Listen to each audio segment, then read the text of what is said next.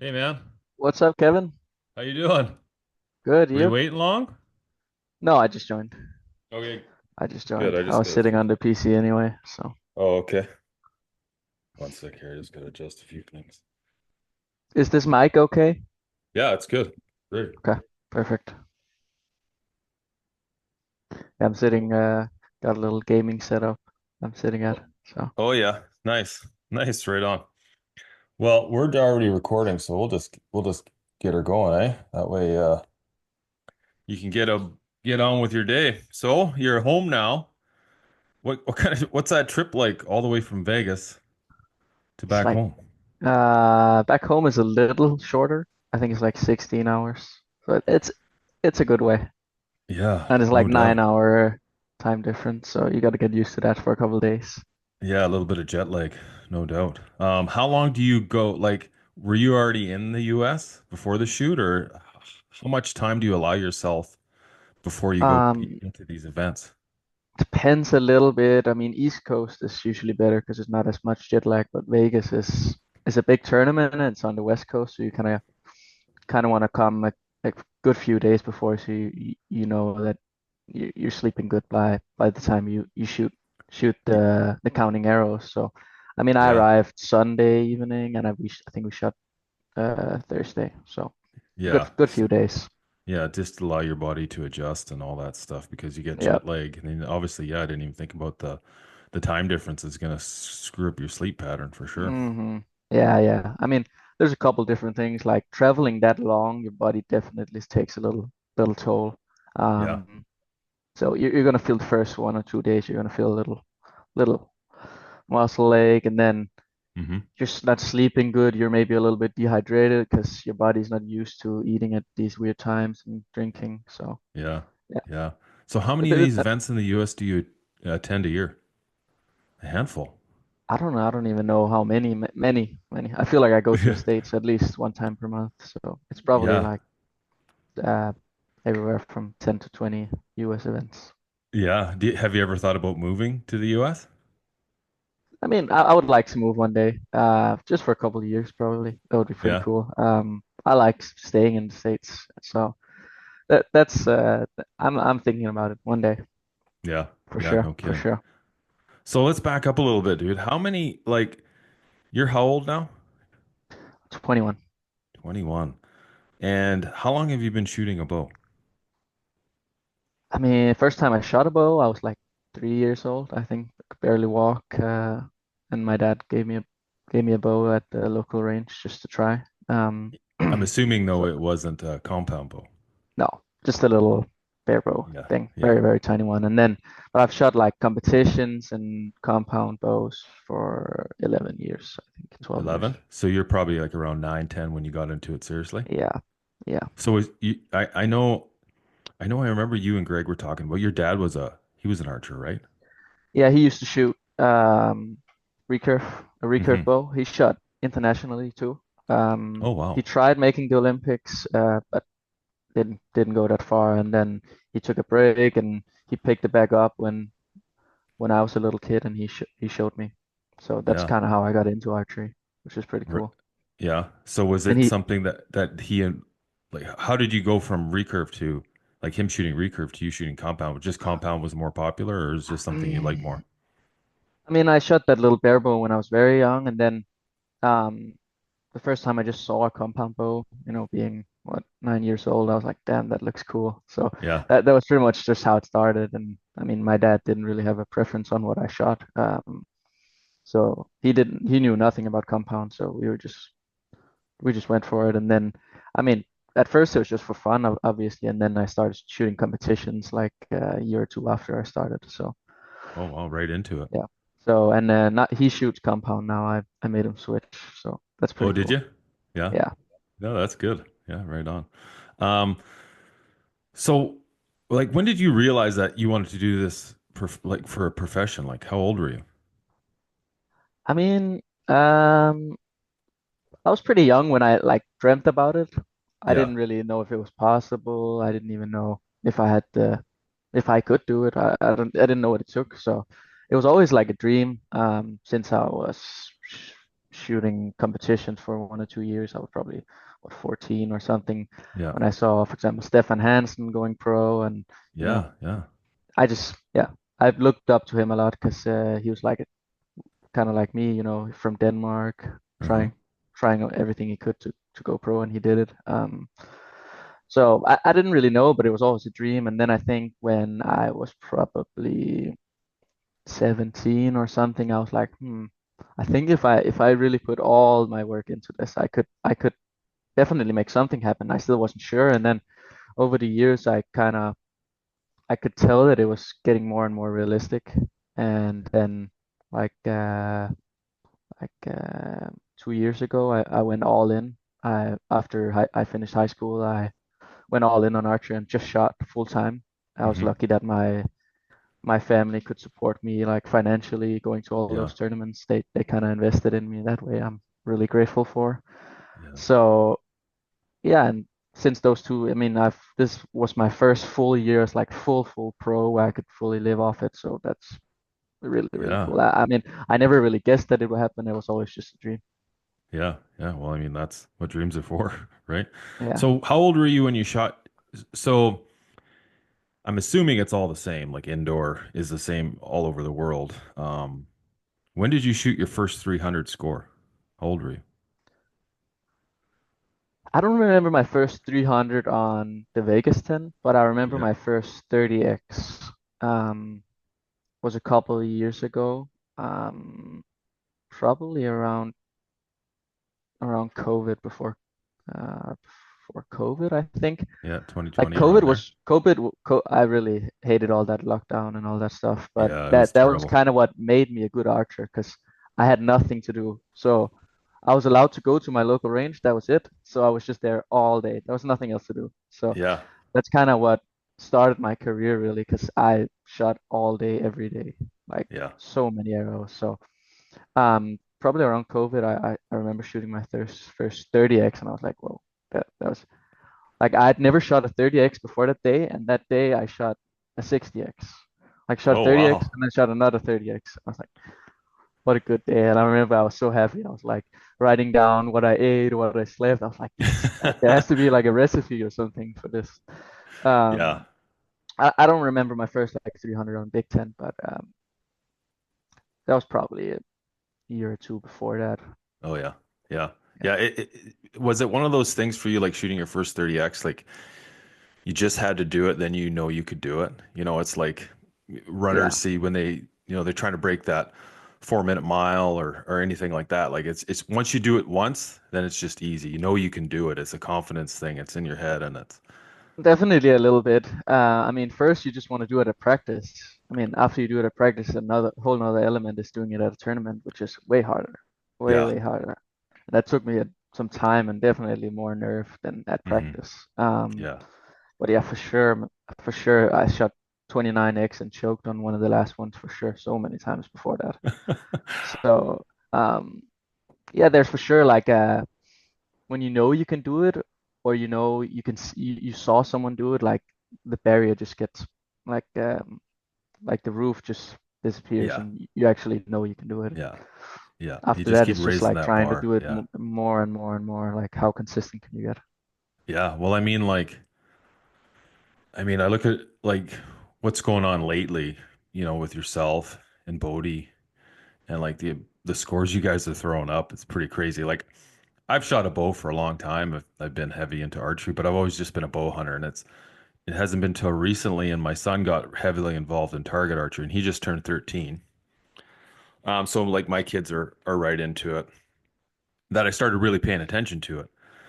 And I knew Chris Perkins obviously from Canada, me being from Canada, him and I know Chris and just watching like Levi and Jesse Bravo and those guys were doing good. But like what you guys are doing is just seems to be next level. So it's like, is that something you think about? Like your competition? Like, oh well, what's Bodie gonna do at this tournament? And it's like it kind of forces you to always be on your game, doesn't it?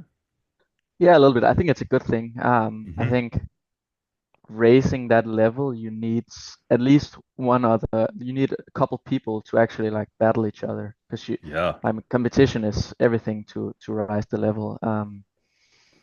yeah, it's getting ridiculous now. I mean, now it's not about like 30x for me. In practice, it for me is not about the 30x anymore. It's like, okay, how many inside out can I do on a Hmm. 30x? Like I always have Yeah. to try and get to the next level. Yeah, of course I mean, when I'm going there and I'm shooting it with Bodhi, I mean, I love competing against Yeah. anyone at that level. That's so fun. But yeah, me and Bodhi are having some good battles right now. Yeah, It's yeah. Well, and it's that's fun. it. I mean, competition breeds greatness, and that's what makes sports Hmm. great, is that Hmm. competition. Because without competition, there's nothing to challenge you. And if you're not challenging, I mean, you want to push yourself all the time to be better, no matter what you're doing. Hmm. But if you have somebody that you can look at and it's just in practice constantly think about it. And I mean, it's not just Bodie. I mean, Sawyer and all these guys. Like, there's just a lot of great shooting. You look Oh at yeah. even some of the older guys, and I say older, it's funny because, like, Chris Perkins, he's younger than me. We call him older in the archery world, but he's just turning it up lately himself. I mean, a lot of top three, top podium finishes, top four finish in Lancaster and stuff like that. So guys like that are finding their edge as well with this, with all this Hmm. competition. They realize, it's not that I'm shooting worse. I just have to shoot better to be competitive. Hmm. For sure. I mean, Um, it's it's kind of dumb in some way that it's not like a 30x is not that cool anymore. I mean, it's a like for any archer, it's like a major accomplishment, of course, yeah, but it's like, I mean, back in the day, I mean, I haven't shot Vegas for that long, but I'm sure just a couple years ago, shooting a 30x was like, damn, hmm, that's pretty cool. But when me and Bodie and some other people did it in Vegas this year, it's like, okay, yeah, it's almost on expected. to the next day. Yeah. Yeah. Yeah. And it seems like you have to shoot. If you don't shoot a 30x, it's like, well, you're going to be in there, but it's like, you know, you Also, can't when miss. the shoot-offs are getting ridiculously long. So Yes. if you're not on that, you can shoot 300, but if you're not on that X count, you're never going to make it that far in the shoot down. Yeah. So What were your thoughts on the new venue for Vegas this year? I liked it. A little more expensive, a little harder to find cheaper options and all this. But I really like the shooting on that stage. The inside out rules, I don't know so much about. I didn't like them. Obviously, it didn't go my way, but even if I won, I wouldn't have liked the new inside out rule. To anybody listening that didn't watch, then they made a rule. Basically, they didn't announce it, but they made a new rule that at any point the announcer can basically say it's going inside out scoring. So now it goes from touching every line to if you touch a Yeah. line, it's out. So and Yeah. I found out like in the practice a couple hours before that was a rule. I didn't know. So I grabbed my skinnies and I was like, okay, I'm gonna if I make it that far, I'm gonna risk it. And I risked it, and I guess I must have just clicked my side a couple clicks wrong, or just a little unsureness when I switched to the skinnies that made me not hit. I had some close ones, but I was just go big or go home. So I was the only one that switched. Yeah. Yeah. And for the people watching, I mean, it definitely, it's a long event when they do it that way. And I didn't realize that the announcer could just call it anytime he wanted. I thought there was a time limit, or there was a certain amount of hands that got hit, and then it was like, okay, this we have to switch to inside outs, or this could literally go on for 4 or 5 Yeah, hours. yeah, but it's just that I don't like that rule because those bales we're shooting on, they make especially 27s kick so much. Like I had multiple shots in the shoot down where I was like, that's a perfect shot. It hit right in the middle. When it hit the target, it went like this, and Y- it was sitting in the middle, but it was touching the line because it's kicking. So Yeah. at that point, it's just luck. It's more Y- luck than skill, and I don't think it should never be luck. It should always be skill. Yeah, and for those that are listening and might not understand what we're talking about, is like those bales that they have. It's not like a Reinhardt, like a hard foam bale where you hit it and your arrow doesn't move. There's no deviation in the paper. When those arrows hit those targets, they have the ability, or they tend to lean left, right, up, or down, right? They kind of move, and what that does Yeah, is it tears the paper when actually it could have been an inside out, but because of the impact of the arrow inside the target, it's pushing the arrow in one certain direction. Now it's not, and it's clean inside out. yeah. exactly. So I think I've talked with a lot of archers about it now. And I think just one idea could be making, like the Lancaster Classic has their own phase, making a Vegas shoot down phase that either every, I don't know, five ends or every after 30 arrows, the targets get smaller and smaller. Like Oh just yeah. make the target smaller. The only issue with doing that all the tournament is that you can't really make the target that much smaller because if you hit an X, then the X is just gone and you need a new face. But in the shoot down, it doesn't really matter because you can just put new face every round. So I think Yeah. doing a smaller face would be a way better option. Yeah. Just Yeah. making it smaller every round after 30 arrows, that would be, and that's still going to take skill because you're just going to need to do tighter and tighter groups. Definitely. Yeah, definitely. So And I it's under hope that would, pressure. yeah, I hope that would be a thing they change. Yeah. That's a good point. Yeah, like the Lancaster, just the setup with, how they had it, the top, what was it? It's so seven shoots against six, and then it Yeah, just basically winner sticks till you get to the number one yeah, seed. it's a kind of cool And format too. yeah, it's fun to watch. If you're sitting at home watching on TV, it is really fun to watch. And then calling the 12 shot is great too because it builds anticipation. It's like overtime in hockey or, Hmm. that extra end in football. Yeah. It's fun to watch. I don't like the 12 ring that much, but it's a fun element, and that's why the tournament is so fun. And also the thing I like is that the qualification actually is probably the only tournament in the world where the qualification matters like that much, because Hmm. all your scores from qualification to the finals, they get added together, and that's your seeding in the shootdown. Oh, okay. So Yeah, all the gotcha. arrows count, but I mean, because in World Archery or normal NFA tournaments, the qualification gives you a seeding. It might give you a little better bracket, but at the end of the day, if you lose the first match, the Yeah. qualification just doesn't matter at all. Yeah. Yeah. Um, so you were shooting 20, were you shooting 23s or 25s for all for the 27, Vegas? Oh, you 27. were shooting Yeah, 27. So you yeah. went from a 27 right to To a a X10 small. X10. The Wow. skinniest arrow you can get from. Yeah. Yeah. I mean, it was not like I was just changing all this stuff without knowing what I was doing. I mean, Oh I yeah, yeah. tested the skinny arrows and they shot great, and my 27 shoot great. So it was a calculated decision, but it just didn't pay off. So Yeah. some people are like, you should maybe switch the rest and all this. But I mean, I have tested it many hours at home. So it Oh, was I see. more my own shooting that messed it up than the arrow. Right. Yeah. Yeah, it's tough to switch a rest in the middle of a round. Yeah, I barely had time to switch my side. I mean, set my side for the skinny. So Yeah. Yeah. Well, and the thing is you've done it enough where it's just one of those things, right? And you could have stuck with the 27s. I mean, what's the other gentleman there finished second? I think he shot it inside out Nico, very first day Nico out. Yeah. Girard, yeah, he shot 23, so he had a little advantage over Right. um, me, Bodie, and Perkins. We all shot 27s Yeah. before that. But he was shooting those 23s the whole time, wasn't he? Yeah, Yeah. he So, never French a French archer that I've never seen him shoot 27s. Honestly, oh, he just okay. pounds Yeah. with the 23s. Yeah. Yeah, and I mean that can go either way, right? When you're not counting inside outs, you have the disadvantage because you're not cutting as much of the line sorry, Yeah. as you'd like to. So, Hmm. but man, no, it was good. It was fun to watch. It was a lot of It was guys up cool. there on So the yeah, stage. Yeah, a lot of it was yeah. good. The TV, the broadcasting wasn't very good for I No. actually ended up the best footage I found was some guy on Facebook. His name was Todd Orr. He was doing a really good job of videoing it live for on Facebook. So I Mhm. found that was the best we could I watch. think they So just posted the live stream. I didn't watch it, but I just oh saw it yeah. on Facebook. Hmm. Hmm. So when you were getting like when you're around when 17, 18 years old and you realize you're starting to get really good, was there anything that you really struggled with in archery?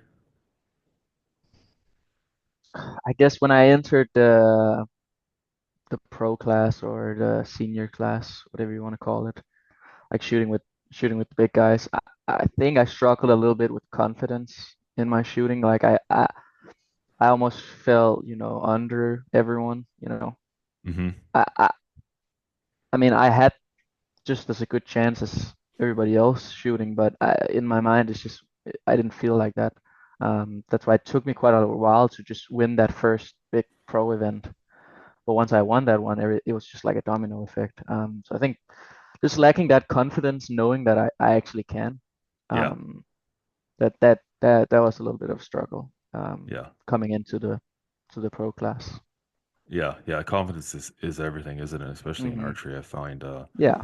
if you're confident in your shooting and your setup and your gear, um, you're that much better. But I mean, like, I look at the stuff you're doing now, dude, and like, you're one of the best in the world. Is confidence something that you struggle with still? Mm, no, it's for sure way better. I mean, some periods where you don't feel the best, your shooting doesn't feel that good. You could struggle a little bit with just doubt. It's more doubt than lack of confidence, I think. Yeah. Um, that can be everyone can struggle with that, I know still. Hmm. But the confidence, I mean, in my shooting, I know what I've accomplished, and I know how I Yeah. can shoot now Yeah. under pressure. So I mean, not confidence. I would just say doubt can still be a thing, and Hmm. you don't want to have that. Yeah. Yeah. I for sure I get it. Especially when you got guys, when you like, does it factor in the fact at all that like guys like Bodie and like maybe some of these other guys are gonna shoot a 300 clean, like they're gonna shoot 660s and they're gonna shoot 6X's, 60X's, and Mm. does that get in your head at all? Like I the think pressure of just knowing you have to? I think for me, the way I think is just it's more motivating for me. I'm like, okay, Yeah, if awesome. they're gonna do it, I'm gonna do it. Yeah, That's I just love how I that. think. Like, I mean, why can't I do it then? That's Yeah, kind of how I think. But some people would maybe think the other way. But yeah, I guess that's just how my mentality is. Like, yeah. Well, I mean, if anybody else can do it, I'm just gonna do the same. yeah, and I love that. And you look at like the great athletes of the world, like the Michael Jordans, the Kobe Bryants, Wayne Gretzky's, Tom Brady's. They have that same mentality. Hmm. You want the other people to do really good. Yeah, You hope they do it because then it gives you challenge, right? And that's that's where the why. great ones succeed. Yeah, exactly. Sometimes I thought about it a little bit when choosing when to shoot. Sometimes I chose to shoot a little bit after every like one of the last sessions, just so I Right. could see all the scores and I knew, okay, this is the benchmark. Now I'm just gonna try and beat that score. Instead of Yeah. just shooting first session, you don't really know what's the score gonna be like, all this. Like sometimes that can be a good and a bad thing. I mean, you Hmm. could either Yeah. go, oh, I have to shoot really good now to even make it, but for me, I found that I'm like, okay, this is just how you have to shoot. Now I'm Hmm. gonna do the same. Yeah. And I've heard other athletes, like top athletes, talk about that as well too. And where they live for those moments. They embrace those moments. Hmm. They'd rather somebody else go first and put the pressure on them because it challenges them. They like Hmm. feeling the weight of that pressure on them because you get to a Yeah. certain level and you almost need it. You almost crave it, right? Like it's not Hmm. that I'm like anywhere close to that, but you know what I mean? Like I've heard other people talk about it and Yeah. but it's really fun to watch and it's really exciting to see what you guys are doing. And I'm definitely looking forward to seeing what you guys like how it keeps going and how it just keeps getting better because I feel like Yeah. right now you guys, obviously there's always room for improvement, but you guys are doing pretty damn good, man. It's It's pretty cool. entertaining. Yeah. Yeah. I mean, I hope to evolve archery in some way. Um, Yeah. it's kind of also a goal of mine. Just show a new like limit, like just raise the bar for archery. Yeah. Yeah. And That's constantly pretty doing cool. it. Yeah. That's Yeah. what makes, constantly improve sports is just like Hmm. somebody does it and it's always impossible till somebody does it. And then everybody's doing it, right? And it's always that Hmm. first Exactly. person who raises the bar, but then everybody else behind them seems to catch up a lot further than it was. Like 10 years, something could not happen for 10 years in sports. And then one person does it. And then within 2 years, everybody's doing it, right? Oh Everyone's yeah. raising Yeah. the bar themselves. So, and it forces you to Exactly. do this to keep going. Hmm. Yeah, and I mean that's kind of the sad thing about indoor archery now is that in the indoor game is perfected. World record is max points, finals is max points. There's nothing really to strive for in that way. And Hmm. in looking at world records and all this, I mean, they're still could still dominate in a completely different way. But outdoor archery has a little more um, has more room for improvement, I'd say. That's kind of while sometimes like outdoors a little bit better. It's like the skill ceiling is just a little bit higher.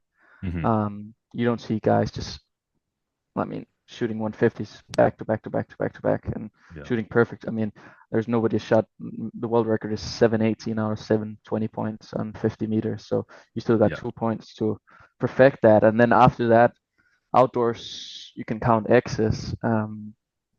So, I mean, there's still way longer to go outside. I think the skill ceiling is just too low for indoor archery.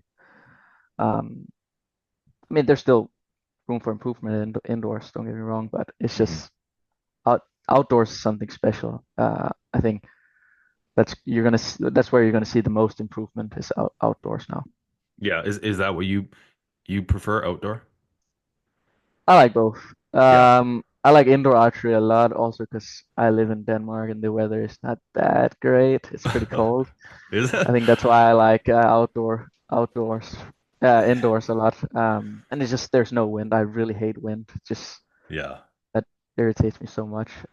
But like a perfect summer day with no wind, shooting outdoors is nothing beats that for me. Yeah. It's Well, pure skill. I live in Canada, dude, so I know what the weather's like. Hmm. But yeah, I mean, like outdoor, there's a lot of other variables you can't control, which makes it's got to make it exciting as well, right? Because like you can't control the wind.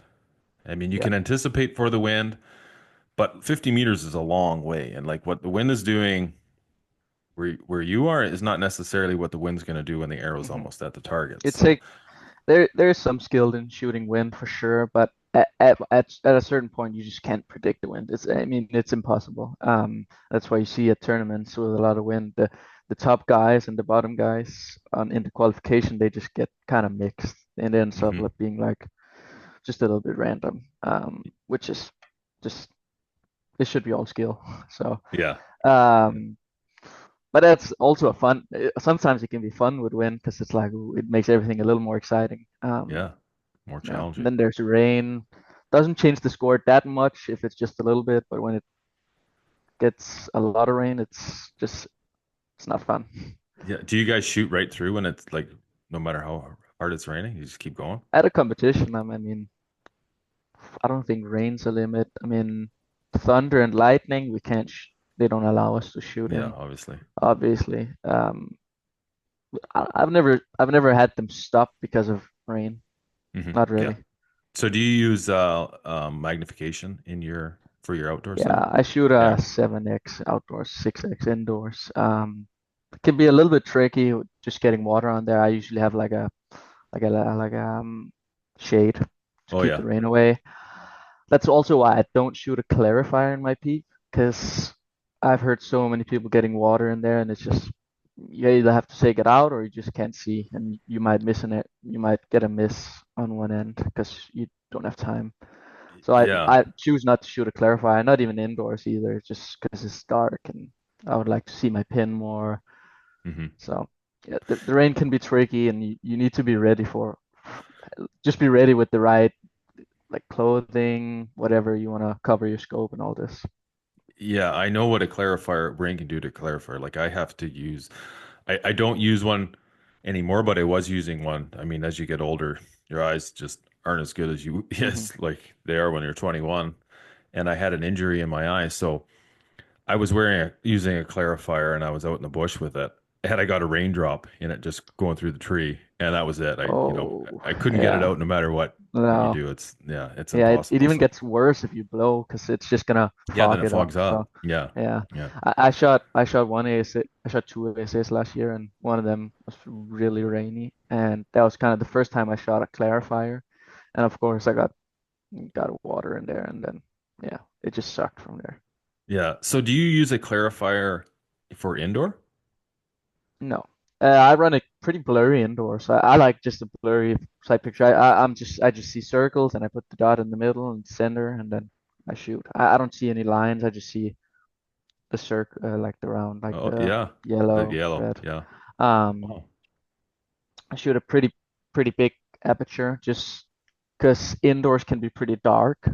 Uh-huh. Right. And if you take a smaller aperture, yes, it'll be more clear. But if you then shoot at a dark range, then you just can't see anything. So I'd Yeah. like just a light side picture and blurry. That's all good for me. I can see the fiber fine.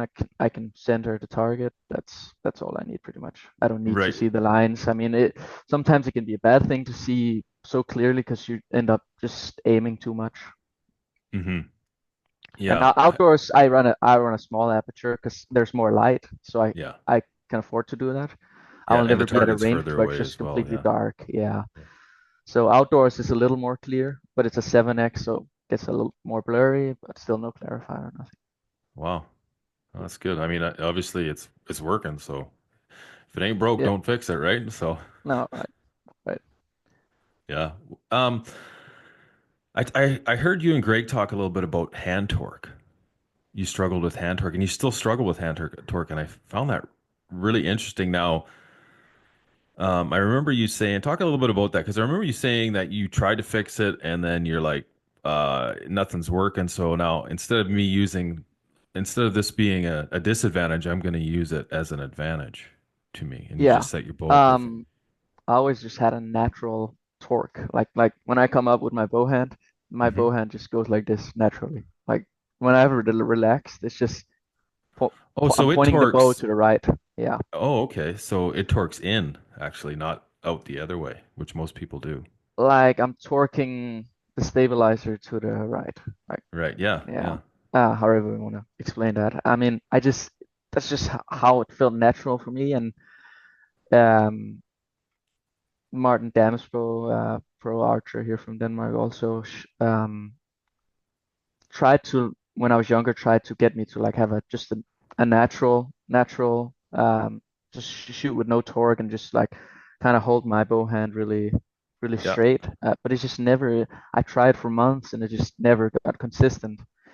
And I always had this mentality that the more natural and comfortable something is, the more repeatable it is. So Oh, yeah. I switched back to 100%. just I embraced just torque, just have a natural grip and just torque it how I want it, and that just was way more consistent for me. And it became kind of almost a strength for me because it seems like I learned to set up my bow so that it would almost torque to the max to the side, Right. and it seems like I'm always pushing the torque that way, so I can't really never just it's never gonna wiggle on me because I'm always just pushing it to the one side to the max. So it's Right. kind of just stuck there.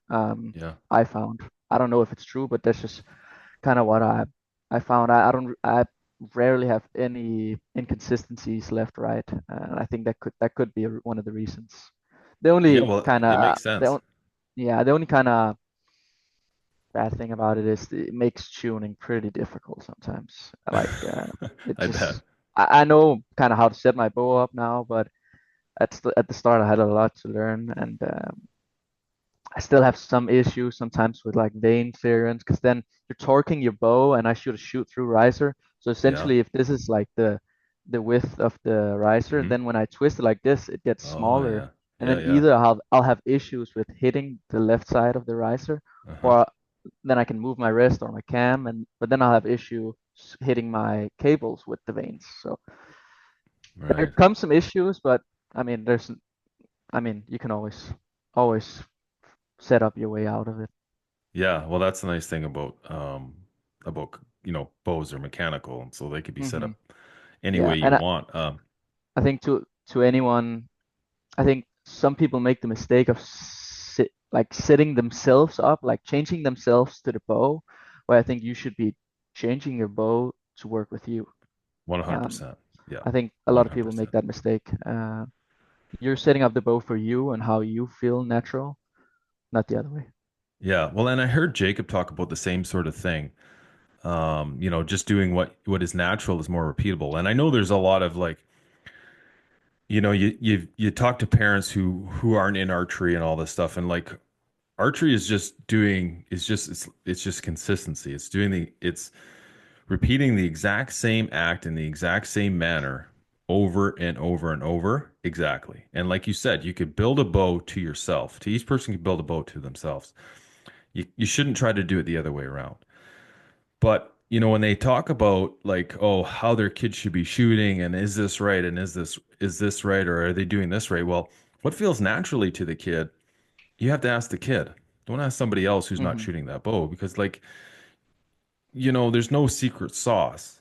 If there was, all you guys would be doing it. If there was Hmm. if there was a right way to shoot, every professional archer would be shooting exactly that way because that would be the right way. But it's like anything. It's Exactly. not there's no correct way. There's no correct form. There's no correct foot stance. There's no correct anchor. It's just Yeah. what works for you. So that's a good point. Yeah. I agree with you 100%. Yeah. I fully agree with that. And sometimes I'll have some young compound shooters in my club that'll ask me for advice, and they're just like, okay, can you just look at me and tell me what I have to change? And then sometimes it looks fine, and I'm like, what do you feel? Like Mhm. it's all feeling, it's all in the feel. And some of them will be like recording and watching how it looks, but at the end of the day, you can do it in the most weird way, but if you do it the same way every time, you're gonna hit the middle. I mean, Yeah. there's basics that like there is physical aspects that just some position are just stronger.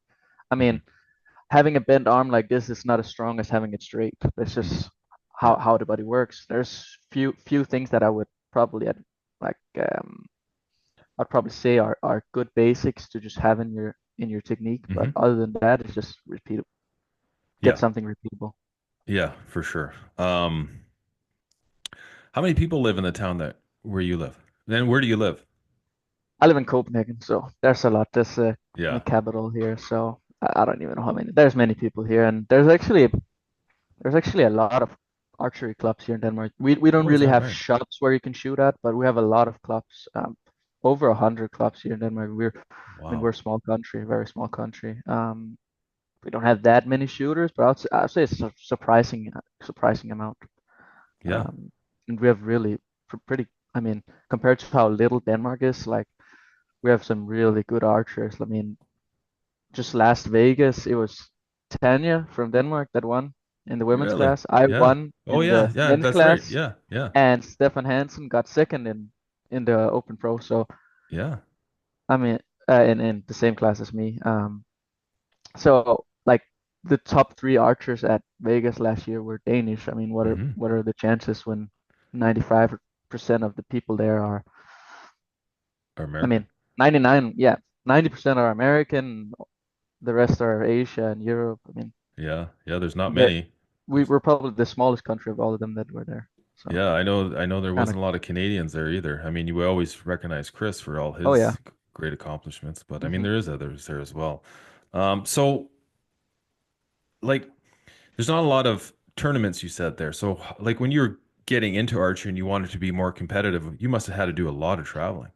I mean, there is a lot of tournaments. They're small. So wait, sorry. Oh, sorry. Yeah, My it's all dad came good. home. Yeah. Yeah, there is a lot of tournaments. They're just small. So growing up, it was fine, and we had. I think that's what kind of made me involve my archery game pretty fast. We had a lot of young shooters that really wanted to get good. Right, Um, right. so at that, like we were at a low level, but we were competing a lot, so it just went really quick, and you had Yeah, to get better, otherwise you wouldn't win. And I wasn't yeah. necessarily. I mean, I was not one of the best. I think that was a good Really? thing almost because I wanted to be the best. It took Yeah. quite a while to go there. And then yeah, then I joined the youth national team, and then I shot like youth world championship, and at that time I qualified first. I didn't do that great in finals, but like I saw like the potential I think there, Hmm. and then I knew I could probably risk it and then go to bigger and bigger tournaments. Yeah, yeah. When was the first time you came to North America to shoot? Um, I visited um some friends that I met at like visited Paul Soik and Sawyer Sullivan Yeah. in the States because I met them at the Youth World Champion. Yeah. and I went to like a camp with them over there. That was probably the first Okay. time I shot in the States. Well, other than that, it was probably Vegas. Oh I yeah. shot flights the first year just because Yeah. I didn't think I would shoot a 900. I didn't. I shot 899, but yeah, that was Yeah. a while ago. Yeah. It must be like going to Vegas. Like it's the Super Bowl of archery, right? It's the biggest event. And Hmm. I mean, Lancaster's getting pretty big too. And hopefully there's a few others that start gaining a lot of popularity. But it must have been something else going there for the first time because Vegas is like no other place. Well, I shouldn't say no other place on earth, but Vegas is pretty unique, especially Oh for a yeah. person coming from Denmark. Oh yeah. I mean, I went there with my dad. We flew to LA and visited there, and then we drove through the desert, and then you turn a corner, and you like I'm just in the middle of the desert, and then you see like this little just explosion of light and buildings, and you Yeah. can almost just from kilometers away you can hear the machines going ching ching ching. Yeah. It's pretty surreal when you visit that city. It's just Yeah. everything is so extreme there. I love being there just because the archery vibe and all the Yeah. there's so many things to do. Yeah. Yeah, Yeah. I've never been it to was one of those crazy. archery It's events. crazy going there. Yeah. Yeah. I know friends who have and just, guests of the show talk about it and they say it's something else. Like just the amount of archers in one spot is pretty amazing. It's just Yeah. art like as many archers as you could think of could fit into a big place. They're Hmm. stuffed in there even more. Yeah. Yeah, it's pretty cool. It's my favorite tournament. I mean, Yeah. just because I think it's the most people's favorite tournament because it's just the pinnacle of archery. It's bigger than anything, bigger than World Championship, bigger than whatever. Yeah. Yeah. Well, and Yeah. the funds you receive for winning now they're getting better and better, which is nice. It's good to see that, Yeah. you get into those. Actually, yeah. Yeah, I mean it's kind of life-changing money to win Vegas in some way, Yeah, yeah. for It's too sure. bad they didn't have that $1 million shoot anymore that Chris almost won there. I mean, Oh he yeah. kind of ruined it for everybody by almost Yeah. getting it. Then I the think insurance they company. didn't they did not believe anybody would even be close to that. Yeah, yeah, and he was so close Um, too. And it was an insurance claim hmm. that I can't remember the gentleman took out. And then once Chris got so close, they're like, nope, They were we're like, not yeah, renewing that. back We don't out. want to pay that Yeah. up. But now would be like, yeah, it'd be tough sell now especially with how good the competition is now. It'd be like they'd be Yeah, throwing out a true. million bucks every year probably. True. Um, I don't remember I think Matthews. I'm not sure. Matthews upped their contingency or something, or for shooting 900. I don't remember what it was, and it was it almost made people more nervous that it was higher. There's way more money to now to shoot a 900 than it was normally. Right. So yeah, that Little it, extra it nerves. definitely. I think it would. I mean, if Vegas all of a sudden was like $1 million shoot, you would see way more people drop. Yeah, yeah. And Just because of that that. would be Yeah. a way of, making the level a little lower. Yeah, well there you go. That's one way. That's one Yeah, way to make it more. It's pretty exciting too to know like two guys are sitting up on stage or three guys are sitting up on stage and then it's like, okay, this shot's for a for $1 million. million. Yeah, Yeah, because that like would you said, million be dollars, insane. $1 million is life-changing money. Then it's serious. Then it's Yeah, serious amount of money. that is serious amount of money. So practicing now, how many arrows do you shoot a day? Let's talk a little bit about how you practice and kind of like what you work on while you're practicing. I try to shoot probably 250, but I shoot every day. Like that's just always what I've done. Like no breaks. I don't remember the last time I had a off day unless I was either traveling and couldn't shoot at a tournament or sick. Yeah. Otherwise, I always shoot every day. Probably 250. There's not like a certain amount. I like to go near the 2000 per week. Hmm. Um, but it's also just all feeling. I feel if I feel bad in my body, I'll probably take a little few arrows. Or if I'm shooting really good, I won't shoot as much. And if I'm struggling, I'll shoot way more. Okay. So yeah, I'd say I shoot quite a lot. Hmm. Definitely just every day, keep it going. And I mean, I just try to push the limits every day. I try to compete just with myself, just Hmm. beat my scores, like shoot score. I score every single arrow pretty much. Maybe two warm-up ends, and then I just score, score, score, score, Right, score. right. Um, I'll probably either score, and then if I'm not scoring, I'm trying to get my setup better. Usually, I like to set up a new bow. Let's say I go outdoors here, I'm setting up a new bow right now. When I get that perfect, I'm like, this is shooting great. I'll take another bow. I'll try to set that one up. I'll put the other one aside. Won't shoot it. It's just my tournament bow. So when I go to a Hmm. tournament, I'll shoot that bow, and then I'll when I'm just practicing, I'll try to make the other one better than that one. And then sometimes I'll end up making the other bow better, and then I'll switch them around and I'll make that one my tournament bow. Ah, And yeah, then I'll try to make so I always have always I'm always occupied. It's like I'm not just standing there and shooting. yeah. There's Just always a not purpose. shooting. Yeah, not shooting That's just to shoot. yeah. Yeah, It helps. Like I mean, you don't. In my opinion, you shouldn't rely on motivation to shoot. You should just shoot. I mean, it's not always going to be fun.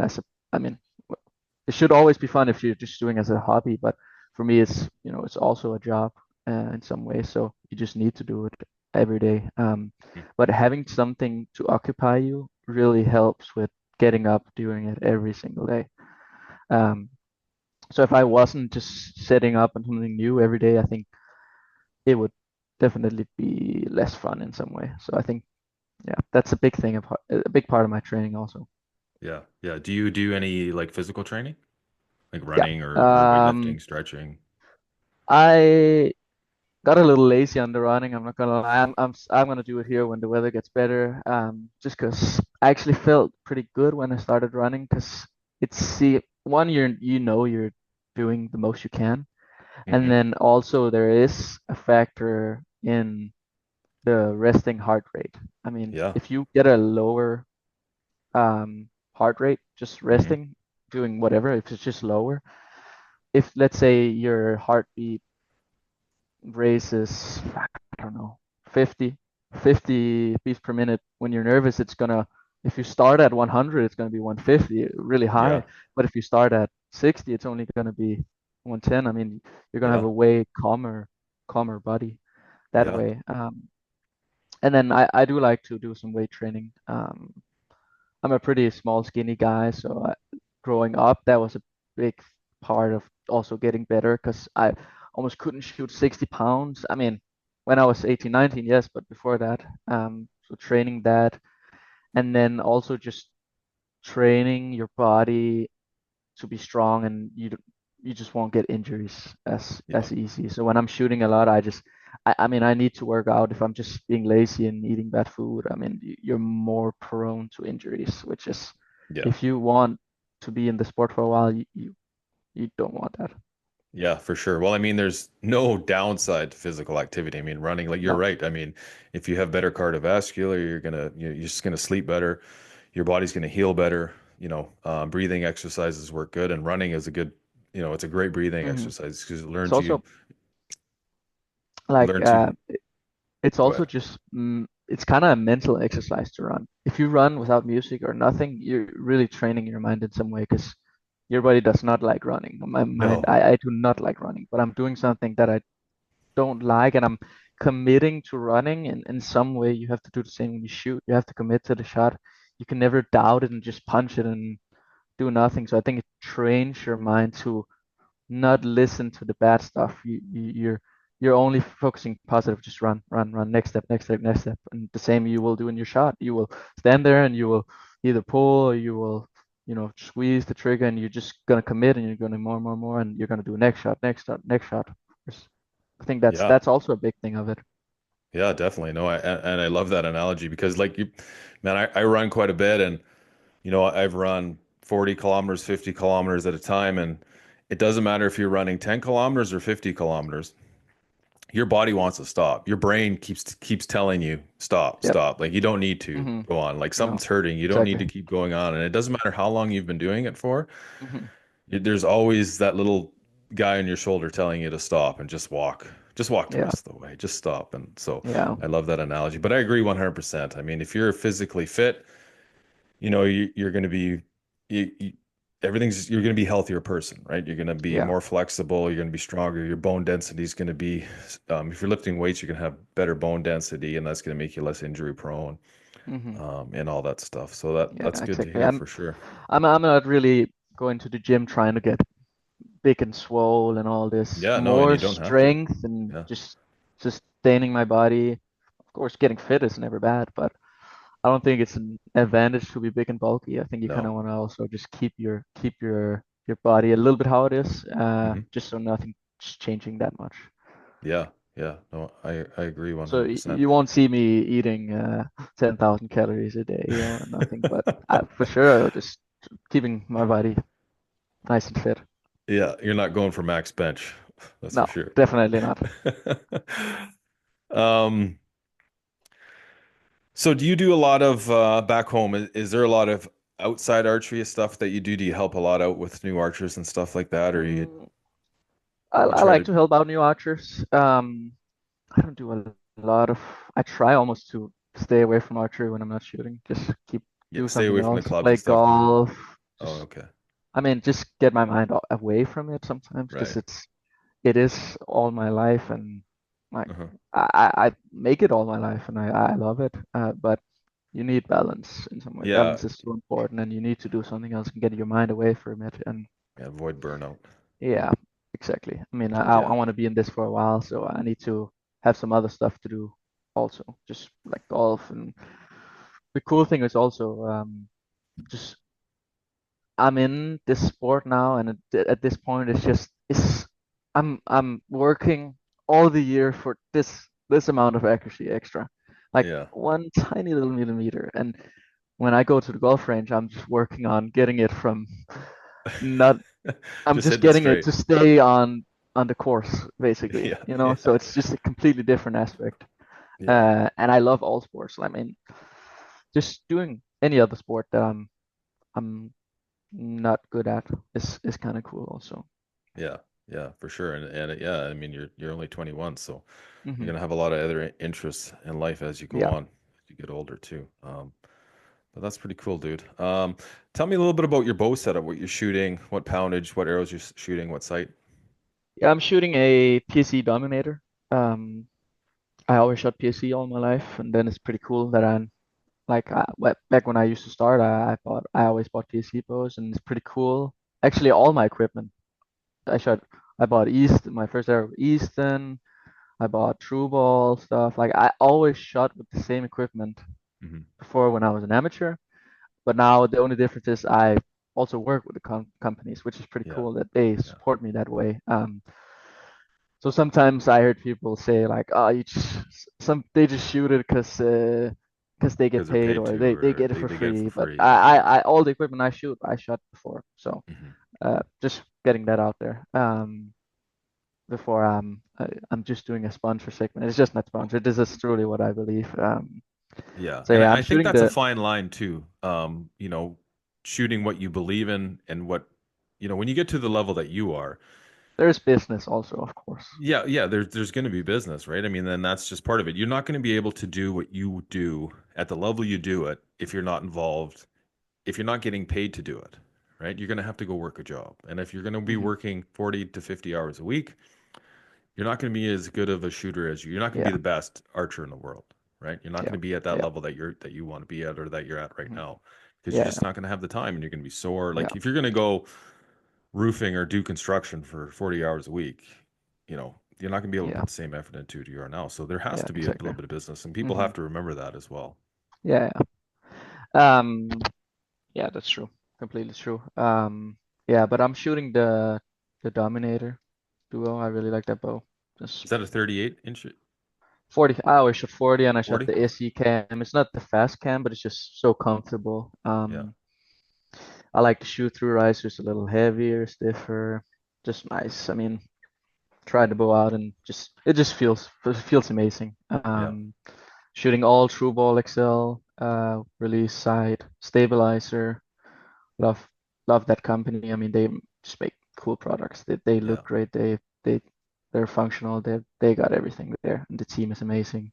Yeah. What kind of stabilizer? Um, Like 30-inch front? yeah, I shoot a 30-inch front bar with. mm, I'm changing a little bit. I probably for the most time I shoot like 17 ounce on the front and Ooh. 13 on the back. I shoot pretty front heavy. I Yeah. always like that feel of the bow just flying out your hand and Right. going like kind of flipping a little bit. It Yeah. just feels good. Um, then I'm shooting Eastern arrows. I shoot 27s the most. The Hmm. aluminum X2712s. I cut them at like 30 and a quarter inch, and then I got two 25 grains in the front, so pretty front heavy. Right. What's your draw Pretty length? heavy arrow. I shoot right about a 30-inch draw. Oh, okay. Wow. So it's Pretty, long. pretty long. Yeah. How I tall shoot are you? pretty open. Okay. I am, I think just under 6 foot. Okay. Yeah. So Yeah. tall. Yeah. Maybe 5'11". I'm not sure. We use centimeters, so I Yeah. wouldn't really know the conversion, but I think it's around six We'll just foot. call it 6 foot. Yeah. Um, yeah. So pretty. I like pretty heavy, front heavy, just heavy in general arrows. I Hmm. shoot my 23s are the same. They're just cut shorter because they're 2315, so they're not as stiff. But I shoot 200 grain in the front. Um, And then my X10s, I shoot 120 grain in the front and 28 inches also. So kind of short to the rest almost. Right. They're maybe 27 and a half. Yeah, I shoot gas bowstrings.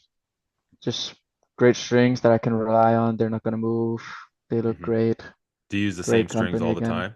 They know what you like and or do you switch Yeah, it up? I'm trying right now the System X that Oh adds a yeah. little. They add like for my bow probably 5 or 7 feet per second, which is a Oh good wow. few. And but I'm trying them now for outdoors because there is a little advantage in shooting faster bow outdoors because there can be wind and you want Hmm. the arrow to go as fast as possible so you won't feel the wind as much. So I Yeah. think that's going to be really good. Try those out, but otherwise I just shot the Have you high tested the octane. speed on those, like the difference with the strings at all? I don't have a No chrono? chronograph, Yeah. Yeah. but I'm I do have one down in the club, but I wouldn't. I mean, I'm just looking at how I feel. Maybe Yeah. Yeah. is Well, more and I know important. If that can I that feel the difference or can I not? mhm. Yeah. Yeah. But from their test, it was like I think from my depends on the bow. For my bow, it was minimum 5 FPS, Yeah. like Yeah. easy. And I think that is the general consensus that those strings we're getting from everybody is like around a minimum of 5. And some Yeah, people I heard were getting like over 8 yeah, extra feet. that's quite So a lot. yeah, that's So insane. that's gonna be fun. Indoors wouldn't matter that much, but I mean, as long as you're accurate, speed is never bad. You don't want to sacrifice speed for accuracy, but I don't see why. I mean, you're not going to lose any accuracy on just getting the best strings you can. Yeah. Yeah, and then what am I shooting? Biter knocks. Always shot those. They just work. And I shoot an AAE freak show wrist, which is pretty nice because it's like Hmm. quick quick detachable, so I can change arrows fast. Because some tournaments we're going with 3 different arrow setups. I mean, I'm going with Crazy. 27s, I'm going with 23s, and I'm going with the skinnies. So Yeah. that's kind of a nice feature just to be able to swap the rest without doing Yeah. anything. Yeah. It's got that little plug in Yeah, there that allows it to yeah, be in the same spot every that's time. super nice. Yeah.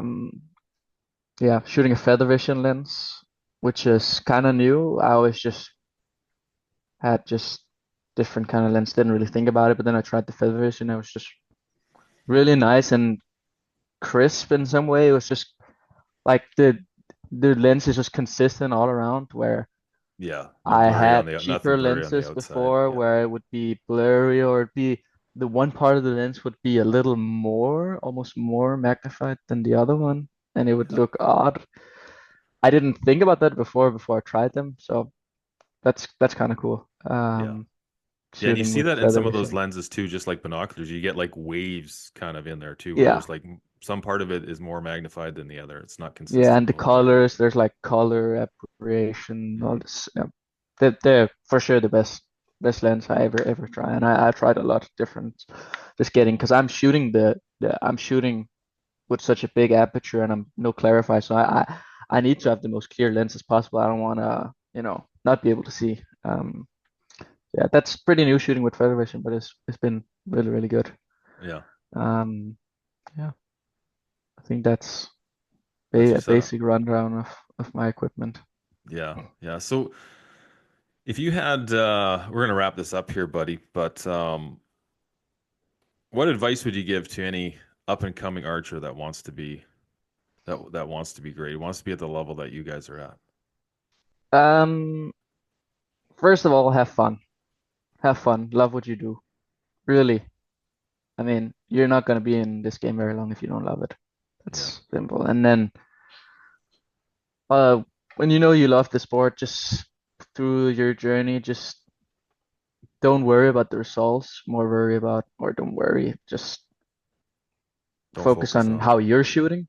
Yeah, Not the result will come if you're shooting good. So don't if you keep losing, but you feel like you're shooting great, just keep going. It will eventually happen. yeah, And then I think learning from your mistakes is the most huge thing. I mean, I always say you can't lose if you learn. I mean, it's a win to learn. hmm, If you lose, go out in the tournament, and then you're like, I don't know what to do better.